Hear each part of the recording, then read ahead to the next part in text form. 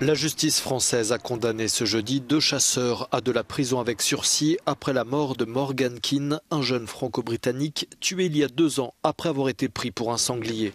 Le chasseur, auteur du tir mortel que l'on voit ici à l'image et qui était poursuivi pour homicide involontaire, écope de 2 ans de prison avec sursis et d'une interdiction de chasser à vie.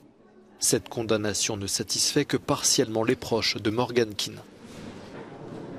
Je comprends qu'il ne représente pas forcément un danger au public, mais pour moi il faut quand même envoyer un message que tuer quelqu'un ce n'est pas rien.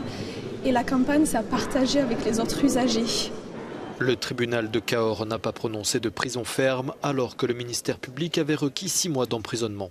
L'autre chasseur, directeur de la battue lorsque l'accident de chasse s'est produit, a quant à lui été condamné à 18 mois de prison avec sursis et à un retrait du permis de chasse pendant 5 ans. Pour le président de la fédération de chasse locale, ce jugement conforte les actions mises en place par sa fédération en matière de sécurité. Ce que je voudrais rappeler quand même, c'est qu'en 20 ans, les accidents de chasse ont diminué par 5. Ça veut dire qu'on est quand même conscient qu'il fallait faire quelque chose. On a fait quelque chose. Et en termes d'accidentologie, il y a quand même un peu de domaines, peu de secteurs qui peuvent se targuer de voir autant baisser les accidents. La mort de Morgan Keane, tué en décembre 2020 alors qu'il coupait du bois chez lui dans un village du sud de la France, est devenue emblématique des difficultés de cohabitation entre les chasseurs et une partie de la population, souvent opposée à cette pratique. La décision de justice de ce jeudi survient quelques jours seulement après que le gouvernement français a refusé d'instaurer une journée sans chasse par semaine en France.